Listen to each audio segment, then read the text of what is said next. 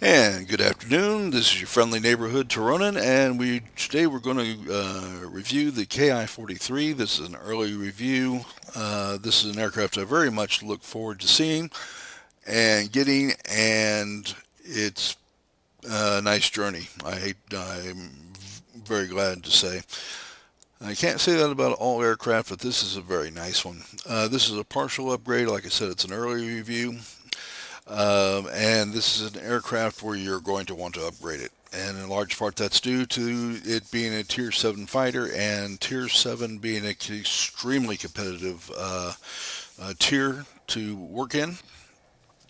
You've got a lot of very hot aircraft and very high gun power and high speed aircraft. And in its standard configuration, it comes in a little slow. Um, let's take a look at this, and then you're looking at 633, which is just on the bare north side of acceptable. Fully upgraded, you're looking at 665, which is a little better. But bear in mind there are aircraft out there running 730 and faster. Uh, I guess that's in kilometers per hour. Your upgrades on your airframe will bring you up to Spitfire levels of maneuverability. Survivability is going to put you within 20 points of both the fully upgraded Spitfire 9 and the P-51D. And in cannon armament, you're going to start off about 260, which is at Tier 7, not very good. When you get this thing fully upgraded, you notice you're looking at 553, which is fantastic. Okay, so these upgrades are very important to you, and you're going to want to do this very often. Let's talk about this aircraft historically. This aircraft actually was in production, and it was an aircraft that was very much needed. The predecessor, direct predecessor to this was the KI-43. The KI-61 came out, of course, as well. But this one came out of the experience of the Nakajima was produced. The aircraft was produced by Nakajima in response to the complaints about the KI-43, which the pilots thought was delightful, docile, easy to fly, extremely nimble, but it lacked in firepower, it lacked in speed, and as they began to run across the new generation of American fighters, and they learned about the weaknesses of those aircraft, they were being blown out of the sky right and left. Uh, the, Japan never had enough pilots and they couldn't afford the losses. This was a direct response to that. It first flew in the spring of 1943. The first prototype was in the air, and it was in production and in the field in 1944 during the Battle for the Philippines. Its first flight was in excess of 380 miles per hour, and when they tested one in the United States with the United States fuel and oils, it ran at 422 very easily. I've seen reports as high as 427. That's going to put it right in the league with the P-51, the P-47, and the Chance Vought Corsairs. So that gives you a very good idea of what kind of aircraft this was. It was not a bed of roses for them, however. I'm going to tell you that the landing gear failed quite often due to heat treating errors in the factory, and the Nakajima Homare 21 engine that it used was a complex engine, required high levels of accuracy and repeatability in its manufacture. And late war Japan, the anti-submarine campaign was in full bloom. Getting good manufacturing materials, getting parts and everything was very tough for Japan at this point, and it showed. So the availability of the aircraft from a maintenance standpoint really, really was tough. None of that applies to the game, however, and you have a very competitive aircraft and a fun one to fly. Let's go ahead and take it to battle. In my earlier battles with this has proven to be a very capable aircraft. You're not going to be chasing down P-51s, but it's got enough speed to make a difference. And with the first engine upgrade, I am seeing that that's somewhat improved. And I'm hoping with the next engine upgrade and the airframe upgrade, it will be a little more competitive. It's competitive now. Like I said, I really can't complain about the aircraft. It's great. But the opposition that you face in this tier is tough. It is very tough. And if your team is not on its game, you can be Mr. Uber Pilot, own the world, and walk away feeling extremely disappointed with the results. And I have been on both sides of this. So hopefully we'll have a good showing here, and I won't totally embarrass myself. But that happens on a regular basis around here. From a content provider aspect, I do come at this as Joe Everyman. I am not, I never have presented myself as the Uber pilot of the world. Okay, I don't think that's the majority of us. And I want to give the average guy coming into the game an idea of what the aircraft can do. And so hopefully that will be a good showing for us, and we'll have something good to watch here. This is the second viewing of this because, quite frankly, I did an in-depth review of what I was producing for our customers. I'm going to take a minute here as soon as we get into the game and cut all the sound out so that we don't have any buzz or any of the sound effects trying to override my voice. So hopefully we'll do a good job with that. Now let's go on to battle here.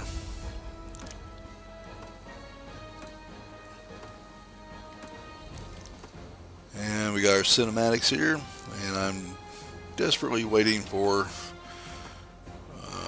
our setting screen so I can cut out the sound here. And when we go to the sound, let's go get rid of all this. Don't need all that to talk to you all. And in fact, given the fact that it tends to generate some buzz, we just don't need that. Alright, I like to go grab this airfield immediately, and hopefully we'll only split into 2 groups, and that will be enough. Alright, your boost on this is only 6 seconds, which is kind of a major irritant. Luckily this is not a map that is high altitude. You've got some 500 feet of altitude to play with here, 5,000 feet of altitude to play with here, so it is a good aircraft from that standpoint.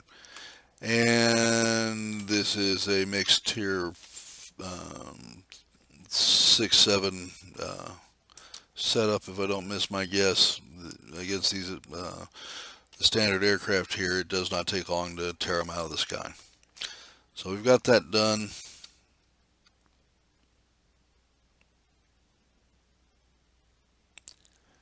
And I'm not sure how we're doing against our opposition there, but before I go over to the other cap point, I want to make sure, well, it looks like they do have it well handled because they're heading over to the other command center here, so we'll head over that direction. And the speed on this aircraft is not bad. Now against Tier 7, Tier 8 map, it's going to look different. I wish I could say it was going to be better, but it's not. And we're going to line up here. I'll make sure we have get a good long strafing run on the fellow. You know, he's probably down to about 40% of what he was at. We're going to go ahead and finish him off here very quickly. And we're going to go see, yes.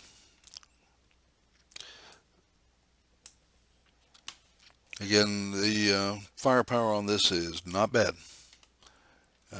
But at the next tier, you're going to want all the firepower you can get because Everybody's got guns. Everybody's got effective guns. And you hanging behind somebody's tail for very long is just not a recipe that's going to make you very happy in the long run. You want to get in there, finish your opponents off very quickly, and get the heck away from there and get to finding out where the next aircraft is and who's around you, because you're not going to have a very long lifespan in the game if you don't.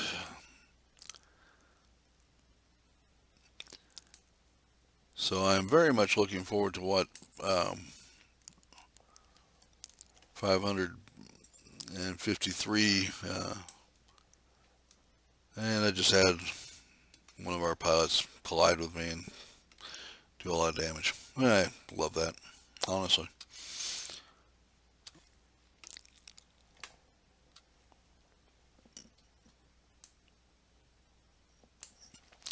I have had some experience with attack aircraft and this aircraft in particular, so I have more than a little sympathy for being on the receiving end of multiple fighters coming in.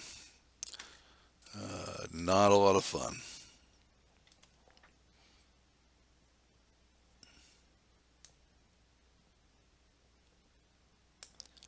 God bless them. I wouldn't want to do it.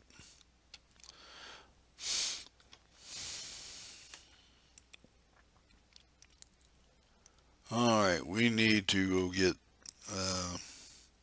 another cap point here very quickly.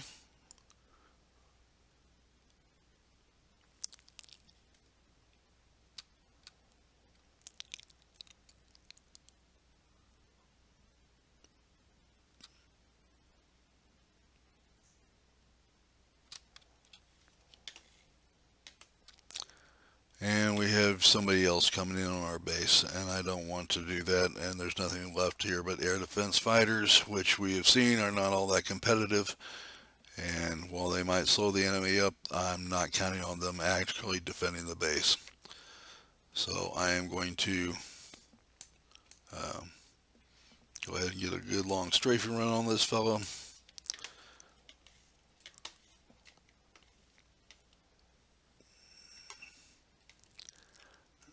And do it again. And that takes care of that.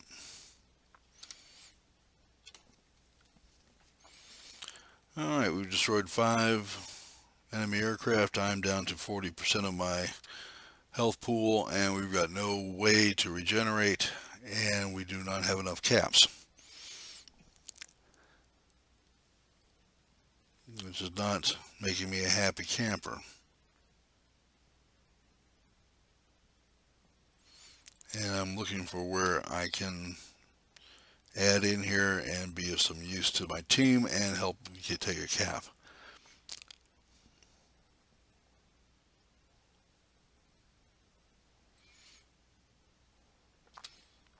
So this looks like a good candidate, and we need to take a cap here. So let's do it.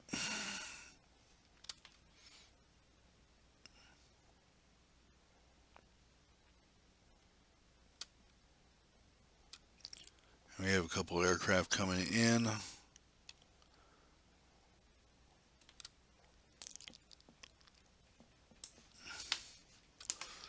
Alright, that takes care of one of them.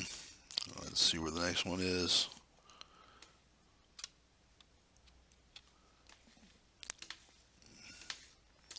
Yeah.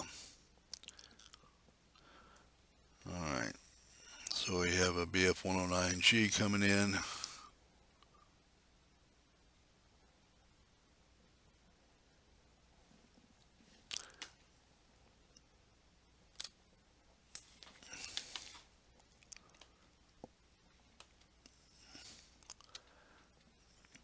That is also a Tier 6 fighter, and one of the things that's on my to-do list to get it out, given how much I have enjoyed the BF-109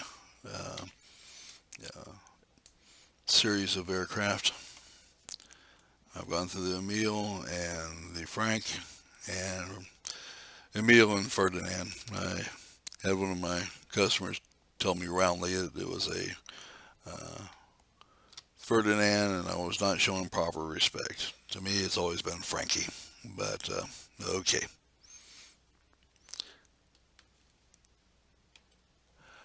All right, so we went and took a base and immediately lose out to uh,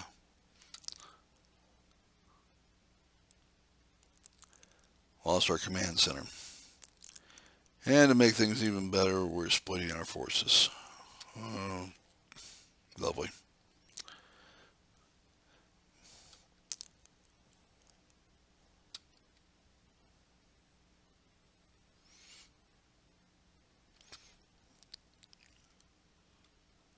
Well, it gives me some hope that we actually didn't go after the bombers.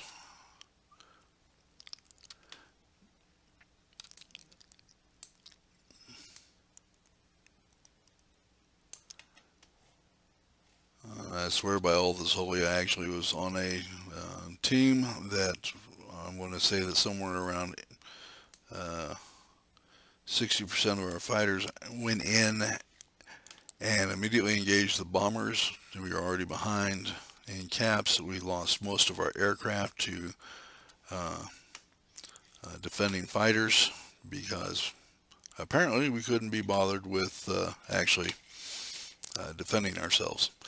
And shooting bombers was so much more fun than living. And by the time I got there to take care of that and help defend our group, we went from, it looked like 8 fighters, we were down to 3, and a minute later I was the only one left. And we lost, as you can imagine. So we've got a good team here. I'm grateful.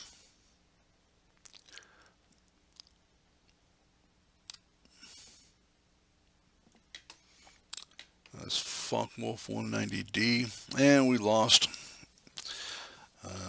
Obviously, I got all sorts of badges and stuff, but we lost. Yeah. You can only do so much. Um, Saw a new couple badges there.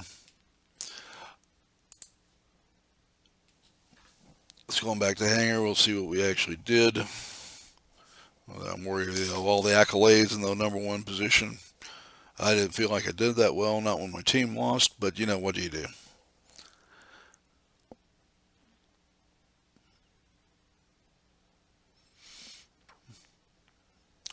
Okay, I destroyed 13 targets, 1 assist. Guess I did do okay.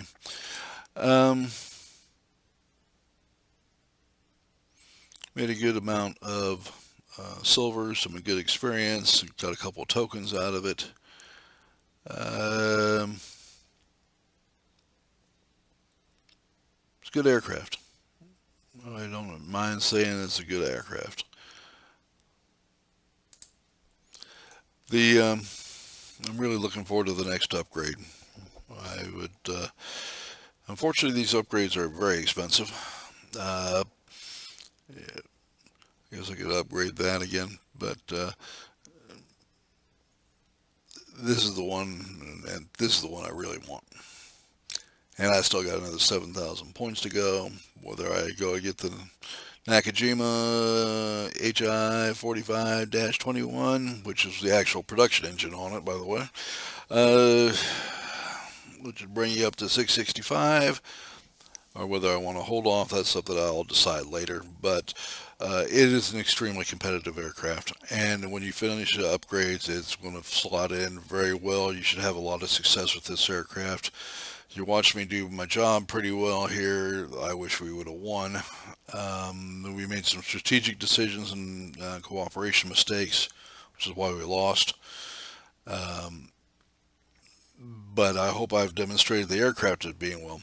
As always, I want to thank all of you for watching my videos. Please hit a like if you do like it, and subscribe. I can use all the subscribers I can get. I'm a new content provider, and I want to thank you from the bottom of my heart.